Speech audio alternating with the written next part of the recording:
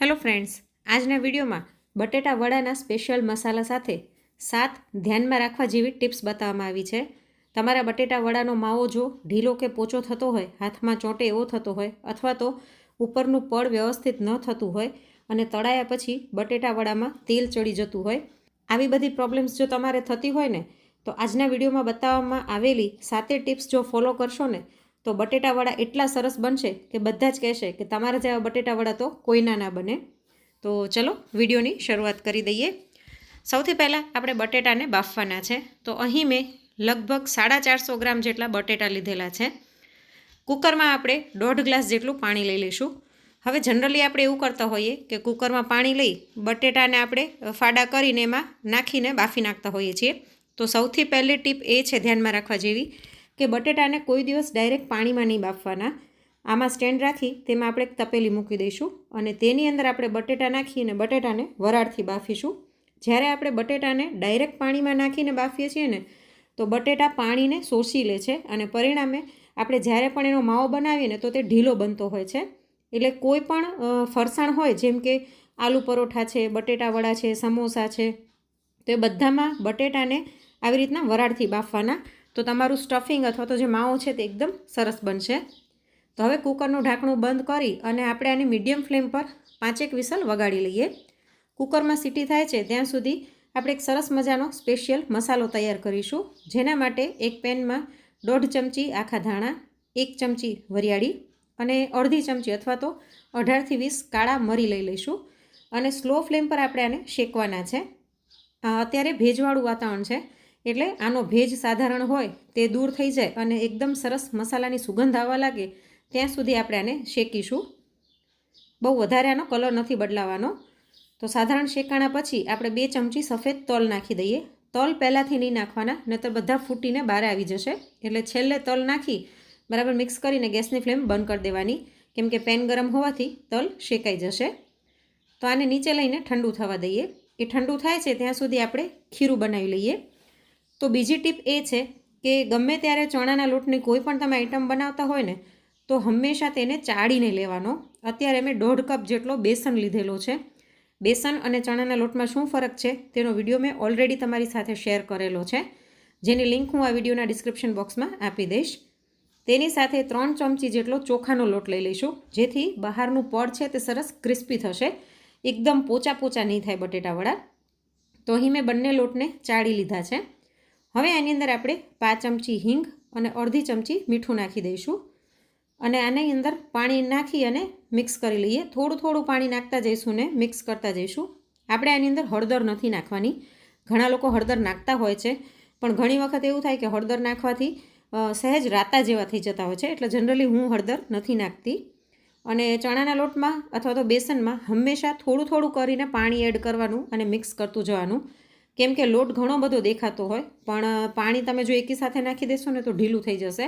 એટલે સાવ થોડું થોડું પાણી નાખતા જઈ અને મિક્સ કરતા જવાનું, જેનાથી આની અંદર ગાંઠા નહીં થાય અને એકદમ સરસ સ્મૂથ આપણું બેટર બનીને તૈયાર થશે.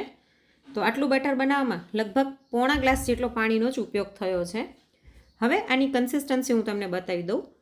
આપણે ચમચીથી જ્યારે ખીરું આમ પાડીએ ને તો એકદમ સરસ પડે છે. નીચે કોઈ ડિઝાઇન નથી થતી, તરત મિક્સ થઈ જાય છે.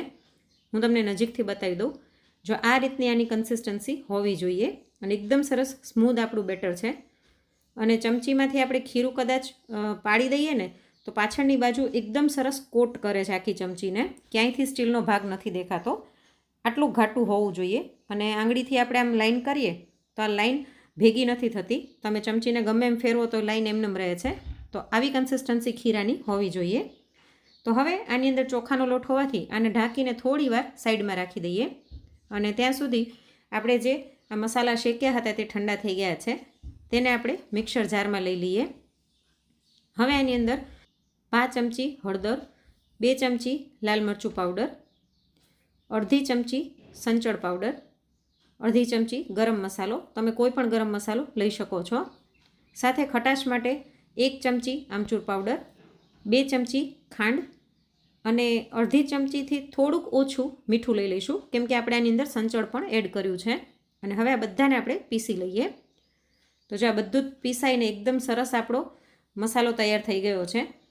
હવે આખા ચોમાસા દરમિયાન જો તમારા ઘરમાં અવારનવાર બટેટાવડા બનતા હોય તો તમે આ મસાલાને સ્ટોર કરીને પણ રાખી શકો છો, પણ આની અંદર ખાંડ નહીં એડ કરવાની. ખાંડ સિવાયની બધી જ વસ્તુ નાખી પીસી અને તમે આને 2 મહિના સુધી સ્ટોર કરીને રાખી શકો છો, જરાય ખરાબ નહીં થાય.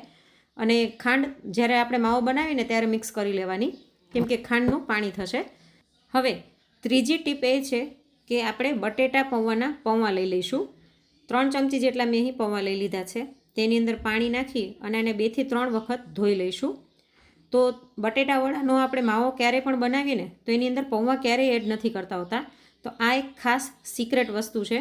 પૌવાને એડ કરવાથી તમારું સ્ટફિંગ ચીકણું નહીં થાય, એકદમ સરસ કોરા જેવું થશે અને ટેસ્ટમાં પણ સરસ લાગે છે. તો પૌવાને ધોઈને એનું પાણી કાઢી લીધું છે. હવે એની અંદર થોડુંક પાણી નાખી અને આપણે આને થોડીક વાર સાઈડમાં રાખી દઈએ એટલે પલળી જાય. અને ત્યાં સુધી આપણે કુકર ચેક કરી લઈએ. આપણા બટેટા બફાઈ ગયા છે કે નહીં આપણે ચેક કરીશું. જો તમને એવું લાગે કે બટેટું સાધારણ કડક લાગે છે તો તમારે 1 કે 2 વિસલ વધારે વગાડી લેવાની. તો હવે આપણે બટેટાને એક ડીશમાં કાઢી લઈએ. તો ચોથી ટીપ એ છે કે બટેટાને આપણે જ્યારે પણ કાઢીએ ને તો ગરમ ગરમ હોય ત્યારે જ એની છાલ ઉતારી અને આને મેશ કરી લેવાના. કેમ કે જો તમે ઠંડા થવા મૂકી દેશો ને પછી મેશ કરશો ને તો અંદર ગાંઠા ગાંઠા રહી જશે, એકદમ સરસ સ્મૂધ એનો જે માવો બનવો જોઈએ ને એ નહીં બને. એટલે ગરમ ગરમમાં જ છાલ ઉતારીને આને મેશ કરી લેવાના. અને 5મી ટીપ એ છે કે ગમે ત્યારે બટેટાને મેશ કરીએ ને તો ગરમ ગરમમાં જ બધા મસાલા નહીં કરી દેવાના. કેમ કે ગરમ ગરમ હશે બટેટાને તમે મસાલો કરશો તો ખાંડ મીઠું બધાનું પાણી છૂટશે અને તેના કારણે તમારો માવો ઢીલો થઈ જશે. એટલે બટેટાને મેશ કરીને એકદમ ઠંડા થવા દેવાના, પછી એની અંદર મસાલા કરીશું. તો અહીં મેં આદુ મરચાંની પેસ્ટ લઈ લીધી છે, જેમાં મેં 2 મરચાં અને 2 ઇંચ જેટલા આદુને ખાંડી અને લઈ લીધું છે. હવે આપણે જે મસાલો તૈયાર કરીને રાખ્યો હતો તે 4 મોટી ચમચી જેટલો આની અંદર એડ કરી દઈએ. પછી વધારે જોઈશે તો એડ કરીશું.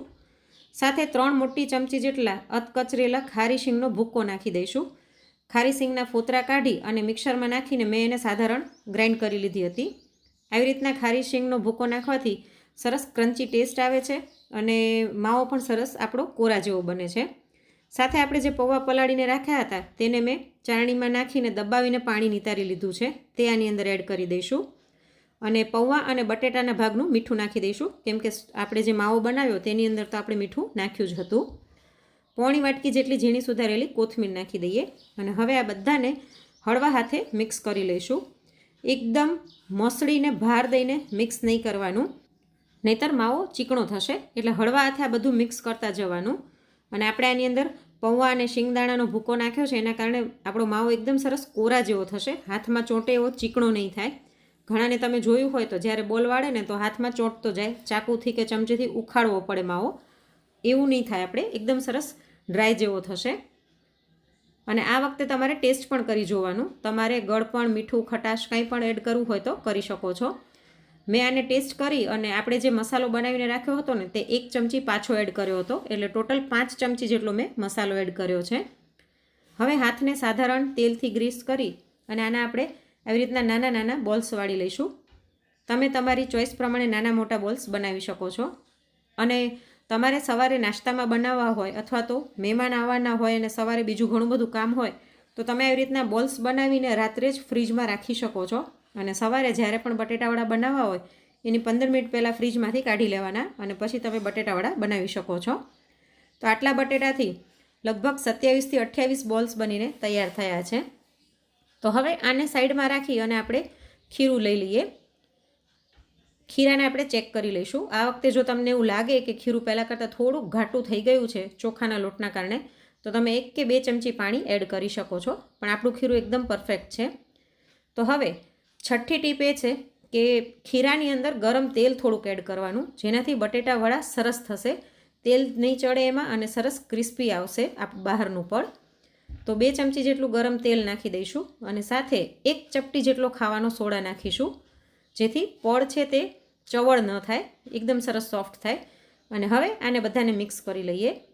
મિક્સ કર્યા પછી આપણે તેલ ચેક કરીશું. તો 7મી ટીપ એ છે કે તેલ એકદમ ગરમ પણ નહીં અને સાવ ઠંડુ પણ નહીં એવું હોવું જોઈએ. તો આપણું તેલ અહીં સરસ ગરમ થઈ ગયું છે. તો હવે આપણે બટેટાવડા પાડી લઈએ. જો તેલ ઓછું ગરમ હશે ને તો બટેટાવડામાં તેલ ચડી જશે અને વધારે ગરમ હશે ને તો એકદમ આકરા અને રાતા થઈ જશે. એટલે મીડિયમ ટેમ્પરેચરવાળું તેલ હોવું જોઈએ અને મીડિયમ ફ્લેમ પર આપણે આને તળવાના છે. તો કોઈ પણ ભજીયા આપણે બનાવીએ એમાં તેલનું ટેમ્પરેચર ખૂબ જ મહત્ત્વ રાખે છે. ઇવન આપણે પૂરી બનાવતા હોઈએ એમાં પણ તેલનું ટેમ્પરેચર કેવું હોવું જોઈએ તે જો ખબર હોય ને તો તમારી રેસીપી પરફેક્ટ બને છે. તો આપણે આને આવી રીતના ચમચીથી જ કોટ કરીને વધારાનું ખીરું નિતારીને તેલમાં નાખી દઈશું. આવી રીતના ચમચીથી પાડવાથી જે મમરી થતી હોય ને એ વધારે નહીં થાય. અને થોડીક વાર પછી આપણે એને જરાથી હલાવી લઈશું. તો જો એકદમ પરફેક્ટ આપણા બટેટાવડા બન્યા છે. એકદમ રાતા પણ નહીં અને સાવ પોચા પણ નહીં, આવા બટેટાવડા બનવા જોઈએ. તો હવે ગરમા ગરમ બટેટાવડાને આપણે ચટણી સાથે સર્વ કરી દઈએ. તો આ 7 ટિપ્સને જો તમે ફોલો કરશો ને તો તમારા બટેટાવડા પહેલી વખત બનાવતા હશો ને તો પણ એકદમ પરફેક્ટ બનશે. અને જો જરાય તેલવાળા નથી, મારા હાથ તેલવાળા નથી થતા અને એકદમ પરફેક્ટ બન્યા છે. તો આજની આ રેસીપી તમને કેવી લાગી તે મને કોમેન્ટ કરીને જરૂરથી જણાવજો. અને જો આજની રેસીપી ગમી હોય તો લાઈક કરીને વધુમાં વધુ શેર પણ કરજો. અને આવી જ અવનવી રેસીપી જોવા માટે ચેનલને સબસ્ક્રાઈબ કરવાનું ના ભૂલશો. જલ્દી જ મળીશું એક નવી રેસીપી સાથે. Thanks for watching.